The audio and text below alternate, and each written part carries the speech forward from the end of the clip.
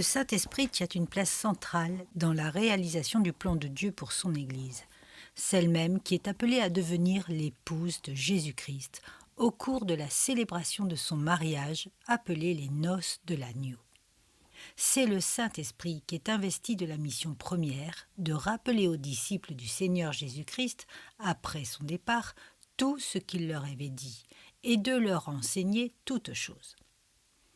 Dans le livre des Actes, nous voyons en outre le Saint-Esprit conduire les apôtres et les éclairer sur les décisions à prendre. C'est aussi lui qui, selon les cas, donnait à Paul le programme de ses voyages. C'est encore le Saint-Esprit, selon 1 Corinthiens 12, qui enseigne à l'Église les opérations qui procèdent de lui-même et qui lui indique les dons qu'il distribue à chacun, en particulier comme il veut, pour la bonne marche de la maison de Dieu. Et c'est toujours le Saint-Esprit qui accorde une riche fructification à ceux qui marchent selon lui, pour le bien de l'Église et l'épanouissement de ses membres. Toutes ces grâces, multipliées par la présence de l'Esprit de Dieu qui accorde ces dons variés, sont le résultat de l'œuvre de Dieu dans la vie de ses enfants. Elles ne sont que bénédictions et vrai bonheur dans une marche chrétienne authentique. Malheureusement, toute Église est exposée aux attaques de l'ennemi. L'apôtre Pierre mettait en garde ses lecteurs. Votre adversaire, le diable, rôde comme un lion rugissant, cherchant qui il dévorera. Et de même, en Acte 20, versets 28 à 31, l'apôtre Paul a prévenu les anciens de l'église d'Éphèse « Je sais qu'il s'introduira parmi vous, après mon départ, des loups cruels qui n'épargneront pas le troupeau. » C'est effectivement ce qui s'est produit dans de nombreuses églises au cours des siècles jusqu'à nos jours. Le manque de vigilance a permis à Satan d'y faire des ravages. Comme il est le grand contrefacteur, il a réussi à introduire une fausse spiritualité dans les églises en remplaçant la bonne, la vraie spiritualité, par un mysticisme qui n'en a gardé que certaines apparences. L'Esprit de Dieu a été chassé des églises et remplacé par un esprit étranger.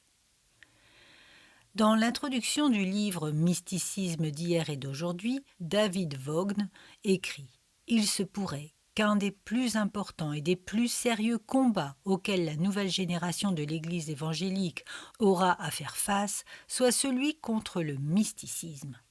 Ce dernier s'est déjà largement répandu et son emprise ne fait que grandir.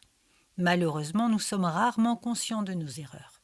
Si nous l'étions, nous nous en débarrasserions au plus vite.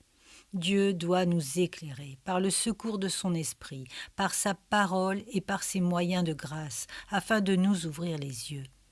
C'est actuellement sans aucun doute un besoin urgent chez un grand nombre d'évangéliques. En effet, ceux-ci ne se rendent pas compte que leur vision de la foi chrétienne et de la vie qui l'accompagne ne correspond plus, dans une large mesure, à l'enseignement biblique. Tout baigne dans un relativisme et un mysticisme flagrant.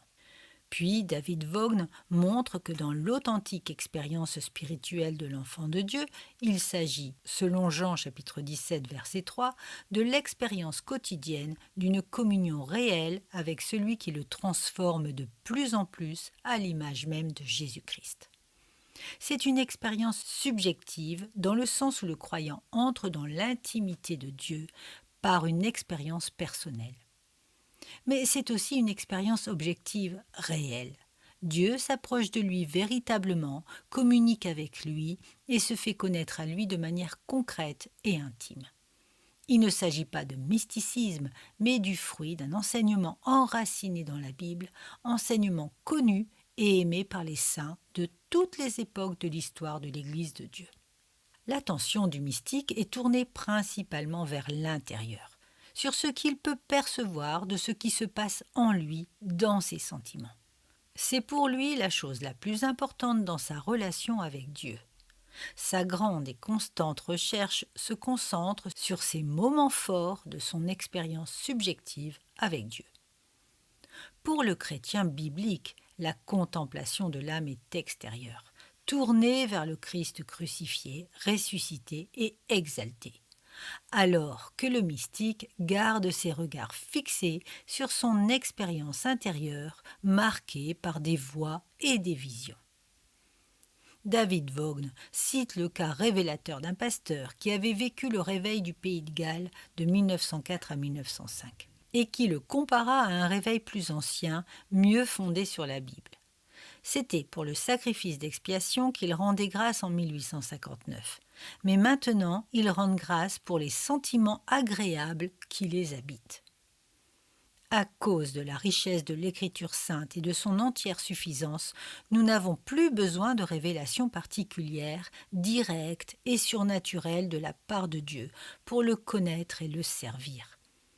L'Écriture sainte, comme source de connaissance de Dieu, est pour nous bien supérieure à une révélation intérieure et subjective qui ne vient que par petits bouts et qu'il faut constamment tester afin de s'assurer que c'est bien Dieu qui parle. David Vaughn pose encore la question : pourquoi les évangéliques ne remettent-ils pas en question leur théologie ? Cela ne proviendrait-il pas du fait qu'une grande partie de la chrétienté évangélique est devenue tellement mystique qu'elle ne se sent plus guère concernée par la parole écrite de Dieu ? La doctrine est considérée par beaucoup comme nuisible à la vie de l'âme. Chercher à connaître la vérité de façon plus précise dans les Écritures serait une pause de léthargie spirituelle. Messieurs Berthoud introduisent leur livre en relevant le niveau préoccupant de la littérature de nos librairies évangéliques. Nous vivons à une époque caractérisée par une grande confusion doctrinale et par des contrefaçons spirituelles en tout genre. Lorsque nous consultons les catalogues d'ouvrages chrétiens évangéliques, nous sommes ébahis de voir les titres accrocheurs qui défilent devant nos yeux. Le marché est envahi par une certaine littérature qui cherche à manipuler les croyants. Elle les pousse à convoiter toutes sortes de bénédictions, prétendument spirituelles, accompagnées bien sûr de toute la marche à suivre pour les fabriquer et les obtenir. Ils deviennent de vrais apprentis sorciers. L'incrédulité et l'absence d'amour pour Dieu et pour le prochain, propre à une grande partie du christianisme contemporain, ont comme conséquence le vide spirituel. On cherche instinctivement un substitut pour le combler.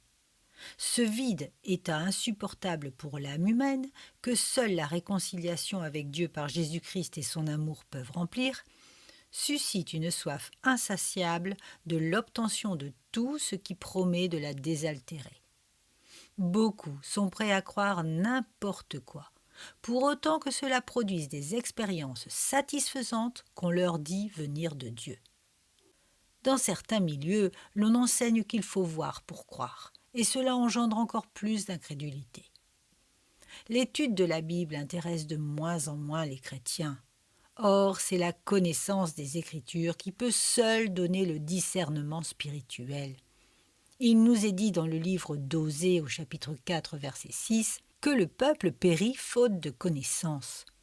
Mais cette connaissance, la plupart ne la désirent pas. Ils fuient l'effort, notamment l'effort intellectuel. Ils préfèrent rechercher des directives divines qui leur tomberaient tout droit du ciel plutôt que d'étudier la parole de Dieu, qui est l'expression certaine de sa pensée et de sa volonté, et de la mettre en pratique. Beaucoup de leurs chefs savent fort bien les maintenir dans l'ignorance. Ils deviennent ainsi manipulables à souhait et entrent les yeux fermés dans la voie trompeuse de leur propre vision. En conclusion à leur ouvrage, les auteurs ajoutent « Le mysticisme a comme tendance foncière de nous éloigner toujours plus de la vraie connaissance de Dieu, en nous éloignant de sa révélation écrite qu'est la Bible. » Pour les apôtres, la religion chrétienne, c'est la connaissance, la foi et la pratique d'une vérité divine, révélée et inscripturée en forme définitive dans la Bible. Venant de Dieu, elle est donc suffisante et appropriée pour apporter la parole du salut à toutes les générations. Voici la définition du mysticisme selon John MacArthur. Le mysticisme est l'idée selon laquelle la réalité spirituelle se trouve en regardant à l'intérieur. Le mystique dédaigne l'entendement rationnel et cherche la vérité par un autre moyen, à travers les sentiments, l'imagination, des visions personnelles, des voix intérieures, l'illumination individuelle ou d'autres moyens purement subjectifs. La vérité objective devient pratiquement superflue. Dès les premiers siècles, la vie monastique a favorisé le mysticisme dans ses premières formes. Celui-ci s'est manifesté par une recherche sincère d'une vie en communion d'amour avec Dieu.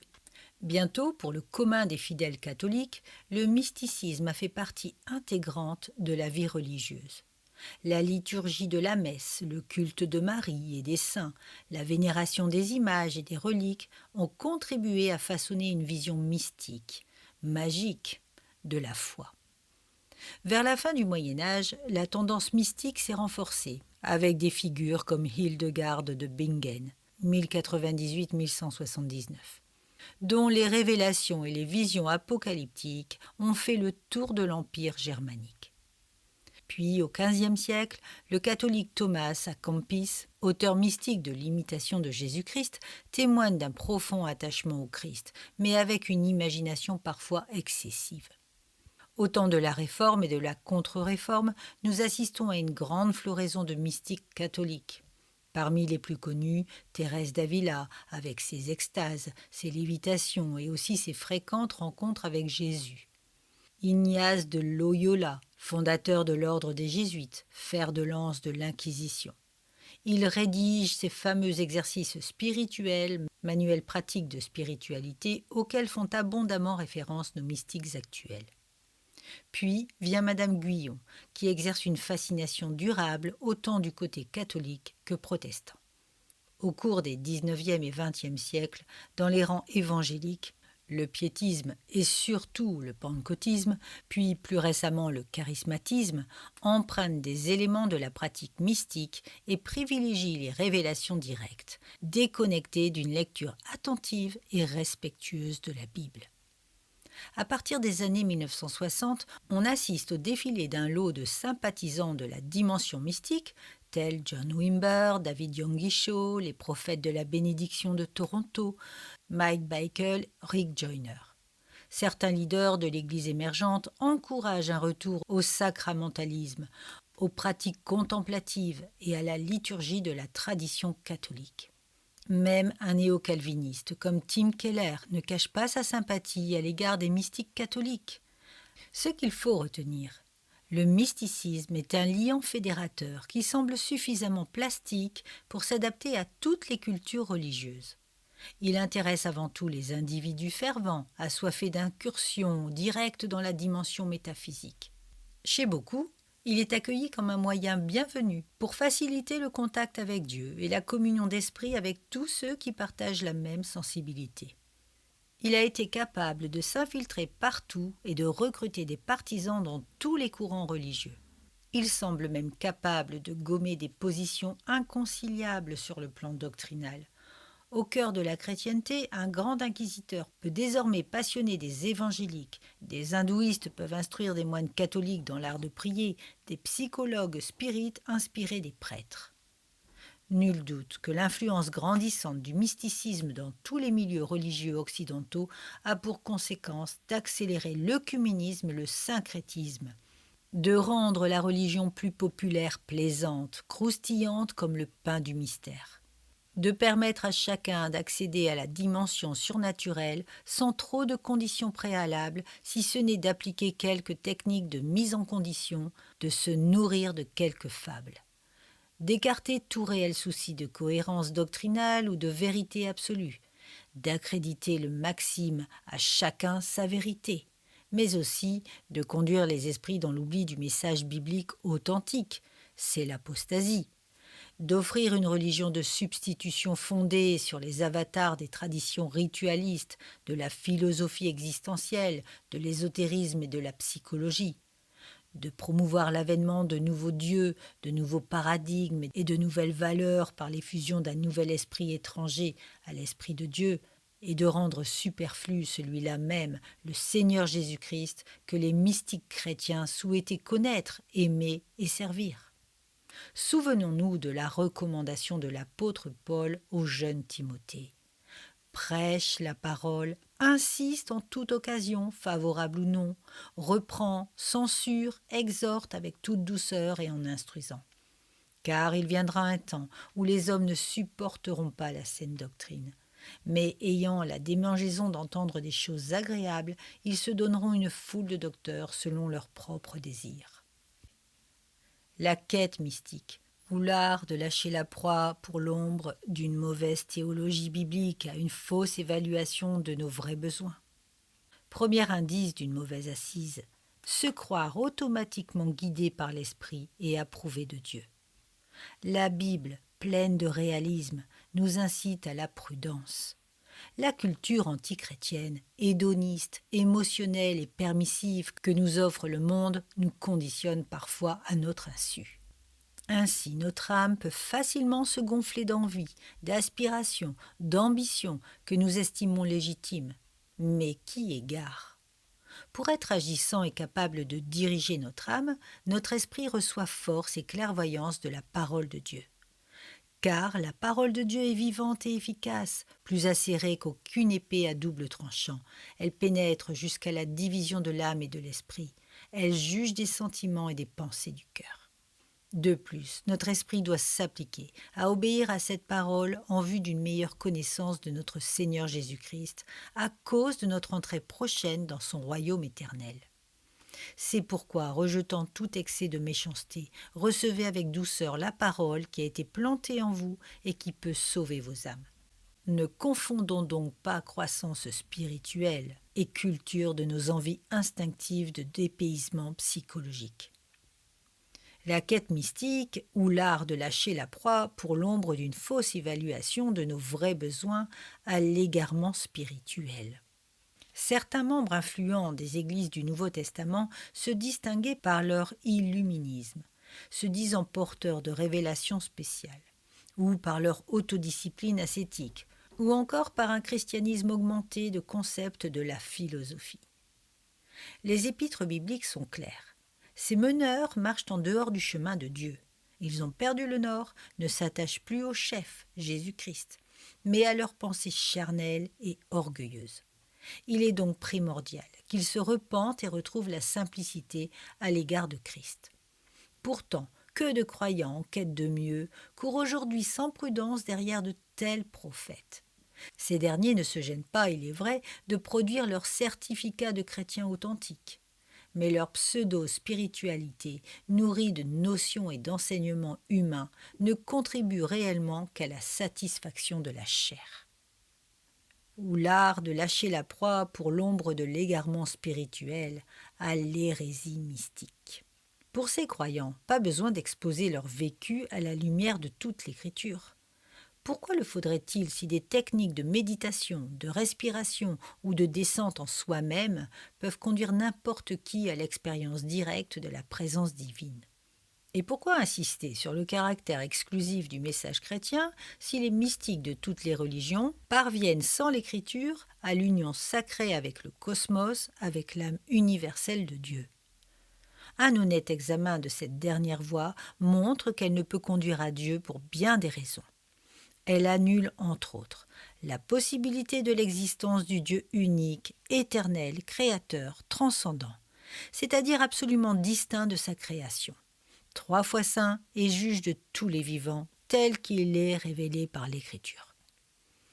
La réalité du péché originel qui nous barre l'accès à Dieu, la réalité de la perdition éternelle et de l'enfer, la révélation écrite, complète, parfaite, nécessaire et suffisante de l'Écriture sainte.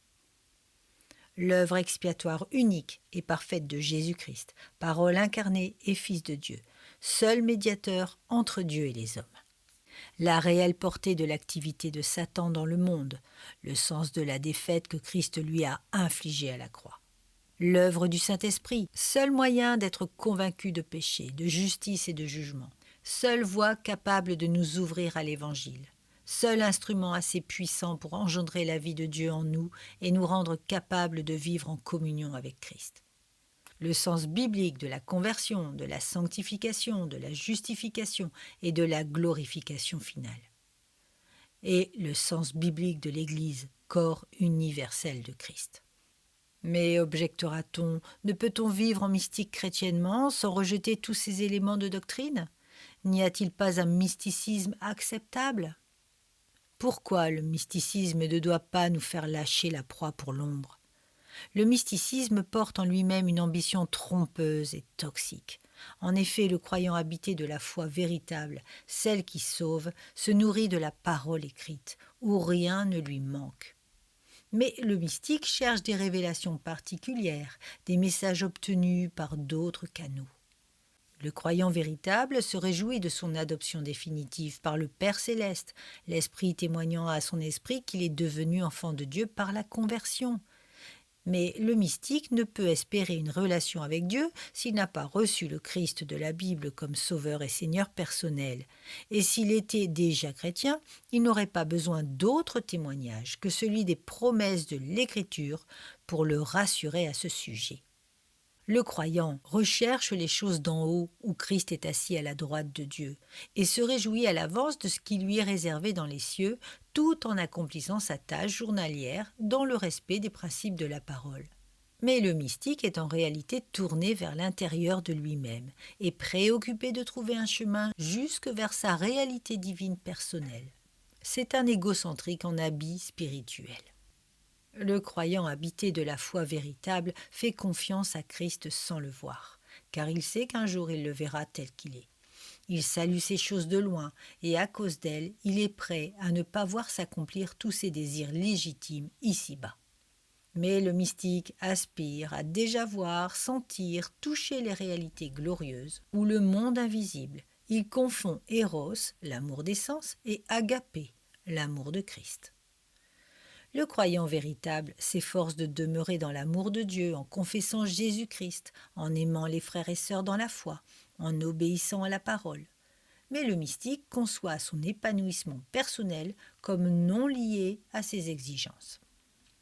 Le véritable croyant exclut d'adopter d'autres médiateurs entre Dieu et lui que Christ. Mais le mystique a recours à quantité de médiations. Techniques de conditionnement psychologique ou physique, maître de sagesse en tout genre, être surnaturel, angélique, saints, démons, prêtres et sacrements. C'est pourquoi, loin de céder à la tentation mystique, prenons plutôt exemple sur l'apôtre Paul.